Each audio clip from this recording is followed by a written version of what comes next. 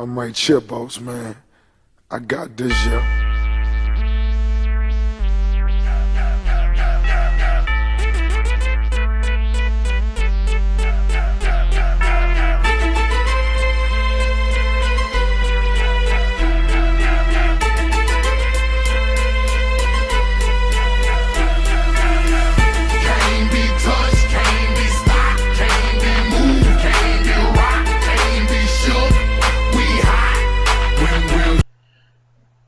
Today on Center Lane, I have Miss Buffy Colvin, or the formal thing is Audrey Buffy Colvin. Mm-hmm. She is council member for District 2. Correct. Before I talk with Miss Colvin, I did want to cover a couple of things.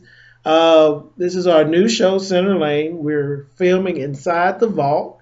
The vault is here at the Innovation Center, and it is also part of the Chamber of Commerce locally. Mm-hmm. So we talk not only about what the city is doing, but we're also seeing some of the positive things that are coming out of the city and its innovation.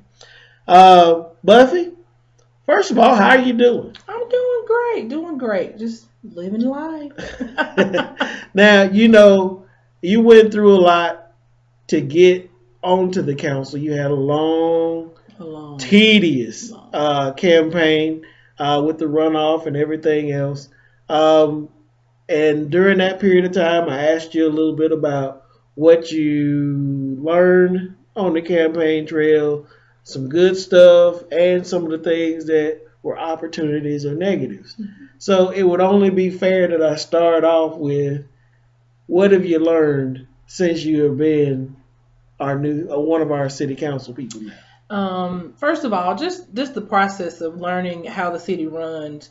How do you get lights? How do you get water? That kind of thing. Just learning the processes of who actually does what to make sure the roads are done. The process of how roads are fixed. Just that whole process. If the transformer blows, who comes and fixes it? Just that process of city. I thought I knew how the city was run, but once I became a city council, I learned none of what I thought was what was going on. So just the process of making sure that, just the process of learning how the city actually goes, what's happening, who's doing what, that thing has been a real big learning experience for me. Okay. Now, you've gone through a lot on the council. Correct. And you've had some pretty big things that have come in front of you. Right. What are some of the big issues right now that face the council? The big issues facing us right now is actually finishing up our appointments. We did just hire our finance director, Ms. Sandy Stanbrough, and she will start later this month as our finance director. Congratulations. We still have to appoint our city clerk, fire chief, and police chief. So those 3 appointments are the things that are in front of us right now. I think once we get those done, then we can focus on more business of the city. But right now, that's where we're at. Well, as you know, during the appointments process has been a bone of contention within the city at this point in time. Correct. And part of it dealt with the situation around the finance director. Mm-hmm. Can you kind of lay out what the issue was with what was going on with the appointment of the finance director? Okay. As it relates to our finance director, there was a committee that was formed. That committee got together, vetted the applicants for the job. They were vetted by that committee. Then that committee recommended the 2 people that we had to come before us for our public interviews. Now, I'm the person who started the brouhaha, because when I received the email about the 2 people, my first thought was, what about the other people who applied? Now, mind you, I didn't know who was on the committee, didn't know who applied for the job. I had no input. We had no input as a council beforehand in that process. My only problem with that is, if we hire, let's say we hire somebody as the finance director, and then there's a problem later on, and everybody feels like, oh, we need to get rid of her. Why did they hire them? They're gonna come to me because it's my job. It's our job as council members to handle those appointments. The first person they're gonna come to is me, not the person who was on the committee. So if I'm gonna be responsible, then I need to be responsible from the beginning, not at the end. So my problem was the committee was formed. They vetted the applications. I didn't know who applied. I didn't see anybody's resume other than those two people who came before us. So I had no problem with the committee doing that, because look at the city clerk's position. There's 140 applicants. There's no way in the world in my mind I could work in interviewing or going through the process of getting through 140 applications. So of course, the process of having a committee is definitely what we need, and I was not having a problem with that. I was just trying to say that if I'm going to be responsible, I need to be responsible from the beginning of the process, not the end. Right. And part of the issue wasn't the committee. The issue was the communication in the process. Correct. Okay. Correct. What do you see as some of the big issues in front of the city? Our main issues right now as for city council is getting the appointments done. As far as the city goes, I know people are upset about, us losing businesses. We've lost Fred's, we've lost Sonic, we've lost Sally's. But there are some other businesses out there on the horizon, things that are going to be coming down the pike. I know that our chamber is working hard to do all they can to pull businesses in, because I'm like everybody else, I need a job. So I know everybody needs a job, and that's what you start to worry about. So I know the chamber is working hard to pull people in, try to get more things up and coming. And there's some things that are going to be coming down the pipe. And then also our EDA, they're working to make sure we have manufacturing jobs, or jobs that are going to pull in a larger amount of money for people to be able to have a job. So I think that's one of the major things. People are all upset because we're losing businesses. But I think that we have the possibility of looking at growth coming. It's gonna come. We just got to keep working at it. Okay. Now, as you had stated, there was a lot of brouhaha. I like the way you put that. And individuals kind of have gotten sideways on some of the processes that are taking place. And you made a statement in council meeting that individuals had indicated that you were racist. You care to kind of give a brief statement about kind of how that has affected you in that situation? In the process of having the conversation about the committees, first of all, we as a council was wrong. We had the interviews, and the night of the interviews, we discussed making sure that, because that was one of my things, was if I'm going to be responsible, I need to know who's on this committee. Those are my only things. I was not questioning anybody's abilities, anybody's capabilities. It was just making sure there was communication all the way through to make sure the council had an input from the beginning to the end. So in that night, we were wrong. We should not have done that. We should have waited to a regular council meeting. But what we did was we had conversation about adding somebody to that committee. I threw out names of people who I thought would be great on that committee. I had not spoken to any of those people that I just sort of threw their names out there off the top of my head. And the person that I ended up putting on the committee was Miss Aretha Walker. She happened to be in the audience that day. And me being me, I'm funny. The first thing I said was everybody thought I was racist because I put somebody on the council whose skin is a little bit darker than mine.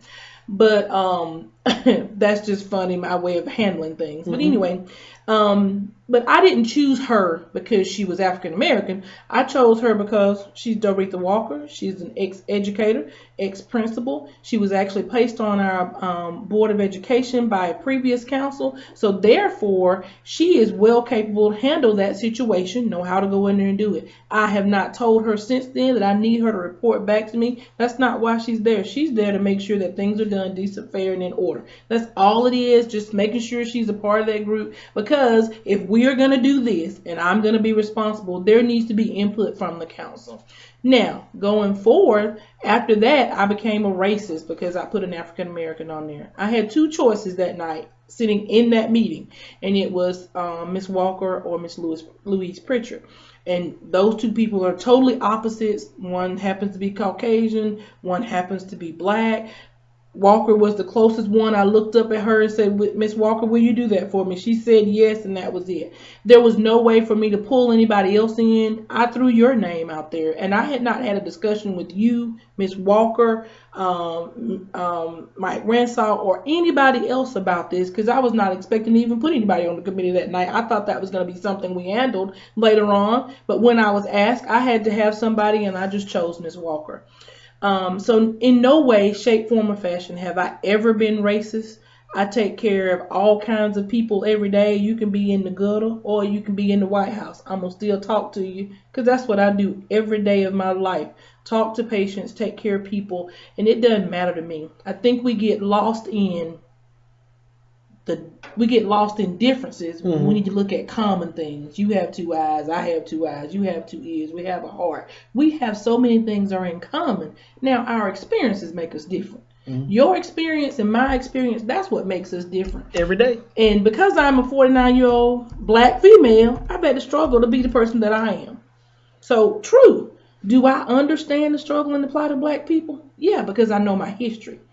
Am I here to make sure that our history is not repeated? Of course I am. I have 2 nephews, and I want them to be able to get everything they can, be everything they want to be. I don't want them to have to live the history that my forefathers lived. I want them to realize that as a black man, they can do anything they want to do in America. So therefore, I don't want us to go backwards. We need to continue to go forward. So, to state on the record, at the end of the day, qualifications being equal, is there a push for just a black person in any of these positions, or is it just that you want the best qualified person in those positions? I want the best qualified person. They can be green as far as I'm concerned. I might like a green person better. That's one of my colors. But anyway, hey, it's just is what it is. I want to make sure that the process of getting that person is followed, is fair, is consistent, and we do whatever we can. I tell everybody they can put the devil in front of me. As long as the devil went through the right process, I'm going to still serve Jesus. But hey, that's just his job now. I can deal with that. So right now, if you had an opportunity, and I know Walmart gives you plenty of opportunity to talk to people all the time. So if you were collectively to be able to talk to people right now, what would you want to say to them? The first thing I would say is, do you not realize it's been 3 months? 3 months. February 4th was 3 months since I was sworn in as city council. I've not done the best job I can do. Well, I'll take that back. I've done the best job that I can do. Can I improve on it? Of course. But it's only been 3 months. It's an experience that's totally different from anything I've ever done. And I know right now, it may seem like, hey, these people just pulling stuff. They don't know what to do. But we're learning every day. So give me a break. Give me a little slack. Let me keep moving. Maybe next month I won't be great. But in about 6 months, I should be able to, handle this better because I'll have more time under my belt. So just give me an opportunity to get in and do what we got to do. I think that the council is trying to work together. I think we do have a good council. I hope that they continue to work with each other. Things are not going to always go our way. And I'm the first one to tell you things have not gone every way I want them to go. But that has not changed me or the process in what I'm doing. I will continue to do what I think is best for my district, and I've listened to the people in my district. They tell me, they call me, people outside of my district. I got stopped at work last Friday about Henry Street. It's nowhere near my district. I don't even know where Henry Street is. But somebody said, I know I can come to you and tell you, Buffy. And it happened to be somebody who wasn't black. So, I know that I'm doing the best job that I can do, and I'm also doing the fairest job I can do. I'm open and transparent. If you need me, call me. If you want to have a conversation, you see me in Walmart. I don't care what district you're in, long as you say, but I'm open to talk to anybody. I'm not gonna turn anybody down. I'll do whatever I can for anybody.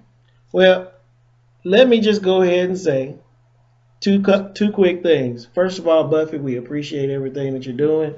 I know I've been tough on the council lately, but I want to make sure that the council is accountable for what they said they were going to do. And then the second thing is, I know that the mayor is doing a lot of good stuff. As I've said in some of my commentary, that he's cut a lot out of the everyday budget, so that, we know that some good things are going on there.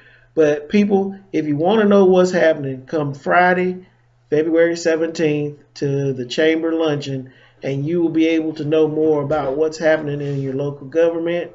Till then, Centrist, continue to watch Center Lane. We'll try and have at least 1 or 2 episodes per week. That's the goal. You don't want to miss what's happening with, we have a local pastor that's going to come in and talk to us a little bit about not necessarily politics, but how to navigate through some of the politics from a Christian standpoint. But what I'd like to do, Buffy, is say thank you, and I hope that all of our council people know that not only council people, mayor, that we want them to succeed, because if they succeed, we succeed. And till the next time, did you have anything else you want? One more thing, I just want to thank you. You and a lot of other people in the community are doing all y'all can to make sure we're honest, open, transparent. And that really helps me along the way, because I know if something does go wrong, you're going to be the first person to come to me and tell me, hey, but that was wrong, keep going. And I want to thank Wise Point for giving us an opportunity. I really love the Innovation Center, and I think it's a great idea. Chamber's doing great work. So everybody keep up the good work, and thank you for the job you're doing. And I'm glad you said that. The Chamber of Commerce has done a great job with the Innovation Center. Jeff Kirk helps me with Center Lane and Centrist, and we're doing this from the Vault, which is a studio that he helped to create. So want to definitely make sure that everybody gets an understanding of what makes a lot of this possible. But we will continue to try and educate the public about events that are happening. Civics apparently is a big thing. So we try and do politics, a little religion, but mostly just good old information about what's going on. So until the next time, Center Lane and Centrist, we will talk to you as things progress. Have a wonderful day.